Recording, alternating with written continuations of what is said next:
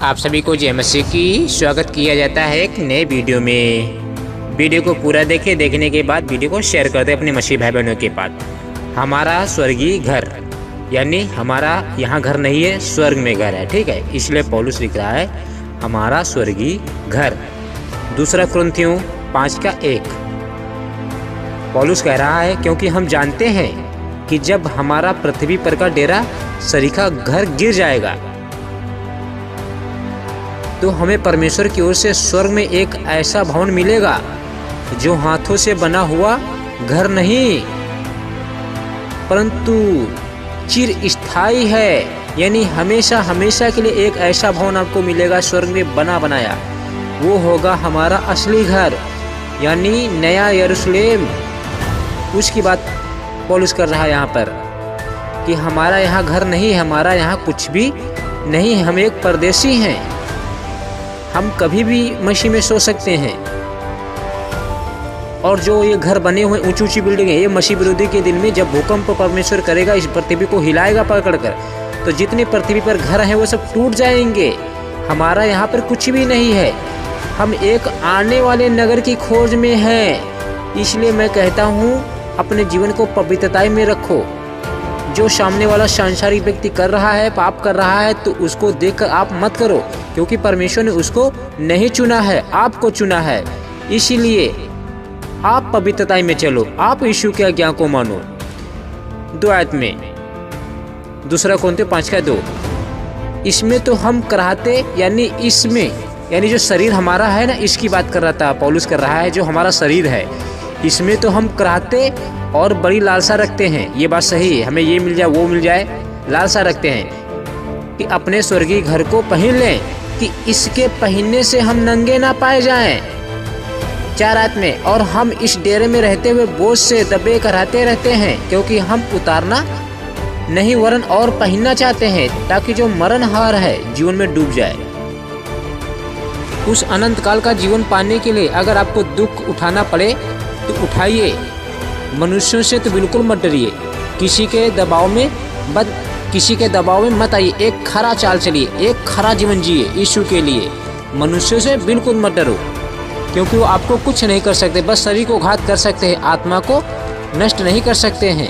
हमें उसी से डरना है जिसके अधिकार में आत्मा और प्राण दोनों को नष्ट कर सकता है, यानी यीशु मसीह से हमें डरना है।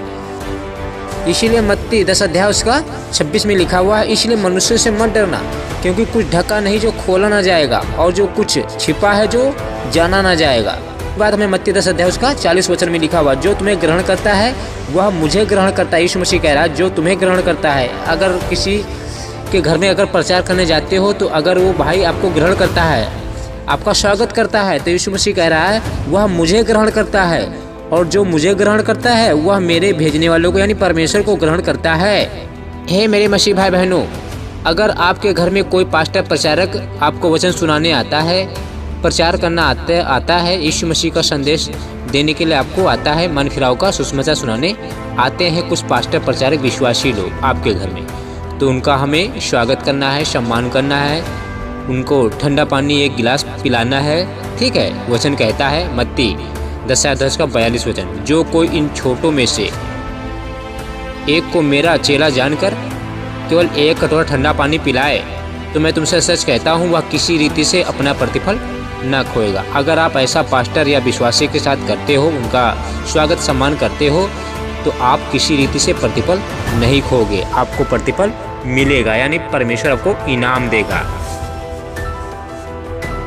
अगर आपके पास पैसा हो, तो अगर आपके सामने गरीब भिखारी जो आते हैं, अनाथ हैं जो मारे मारे फिरते हैं, इस समय ठंड का मौसम चल रहा है, उनको कपड़ा पहनाइए। यीशु के लिए जो यीशु की आज्ञा है उनको फॉलो कीजिए। इसीलिए ऐसा में कहता है 58 अध्याय उसका 7 वचन, क्या हुआ यह नहीं कि अपनी रोटी भूखों को बांट देना, अनाथ और मारे मारे फिरते हुओं को अपने घर ले आना, किसी को नंगा देखकर वस्त्र पहनाना, और अपने जाति भाइयों से अपने को न छिपाना, तब तेरा प्रकाश पौ फटने के समान चमकेगा और तू शीघ्र चंगा हो जाएगा। तेरा धर्म तेरे आगे आगे चलेगा, यहोवा का तेज तेरे पीछे पीछे रक्षा करते चलेगा। तब तू पुकारेगा और यहोवा उत्तर देगा, तू दुहाई देगा और वह कहेगा मैं यहाँ हूँ। यदि तू अंधेर करना और उंगली उठाना और दुष्ट बातें बोलना छोड़ दे। उदारता से भूखों की सहायता करे और दीन दुखियों को संतुष्ट करे, तब अंधियारे में तेरा प्रकाश चमकेगा और तेरा घोर अंधकार दोपहर सा उजियाला हो जाएगा। यहोवा तुझे लगातार लिए चलेगा और अकाल के समय तुझे तृप्त और तेरी हड्डियों को हरी भरी करेगा, और तू सींची हुई बारी और ऐसे सोते के समान होगा जिसका जल कभी नहीं सूखता। तो परमेश्वर साफ साफ कह रहा है, तेरे मुंह से कोई दुष्ट बातें नहीं निकलनी चाहिए। उंगली उठाना छोड़ दो, दुष्ट बातें बोलना छोड़ दो, अंधेर करना छोड़ दो। उदारता से भूखे की सहायता करो, दीन दुखियों को संतुष्ट करो, दीन दुखियों को संतुष्ट करो, तब अंधियारे में तेरा प्रकाश चमकेगा और तेरा घोर अंधकार दोपहर सा उजियाला हो जाएगा। परमेश्वर आपको लगातार लिए चलेगा, अकाल में भी आपको तृप्त रखेगा, किसी बात की घटी नहीं होगी। ठीक है, अगर हम उपवास रखते हैं, यीशु मसीह की आज्ञा नहीं मानते हैं, तो आपका उपवास व्यर्थ है। अगर हम उपवास रखते हैं और प्रार्थना करते हैं अपने मुंह से, और वही मुंह से हम गलत बातें दुष्ट बातें निकालते हैं, तो आपका प्रार्थना और उपवास आपका व्यर्थ है। ठीक है, तो सबसे पहले आप यीशु मसीह की आज्ञाएं मानो। यहोवा आपका उद्धार कर सकता है। यहोवा में इतनी ताकत है कि आपको स्वर्ग दे सकता है, आपके पाप क्षमा कर सकता है, और किसी में इतनी ताकत सामर्थ्य नहीं है कि आपके पाप क्षमा करे, आपका उद्धार कर सके, आपका मुर्दा जीवित कर सके, सिर्फ यहोवा के हाथ पे। इसीलिए यशायाह 59 का 1 वचन में लिखा हुआ है, सुनो यहोवा का हाथ ऐसा छोटा नहीं हो गया है कि उद्धार ना कर सके, न वह ऐसा बहिरा हो गया है कि सुन ना सके, परंतु तुम्हारे अधर्म के कामों ने तुमको तुम्हारे परमेश्वर से अलग कर रखा है, और तुम्हारे पापों के कारण उसका मुंह तुमसे ऐसा छिपा है कि वह सुनता नहीं है, क्योंकि तुम्हारे हाथ हत्या से और तुम्हारी उंगलियां अधर्म के कामों से अपवित्र हो गई हैं। तुम्हारे मुंह से तो झूठ और तुम्हारी जीभ से कुटिल बातें निकलती हैं। तो ये साफ साफ यीशु मसीह कह रहा है, मेरी आज्ञाओं को मान, अपने मुंह से गलत बातें बोलना बंद कर, कुटिलता से काम करना बंद कर, अधर्म के कामों से मैं प्रसन्न नहीं होता हूँ। ठीक है, दुष्ट बातें बिल्कुल बोलना बंद कर। क्या मैं आपका उद्धार कर नहीं सकता हूँ? क्या मैं आपके पाप क्षमा नहीं कर सकता हूँ? यहोवा कर सकता है।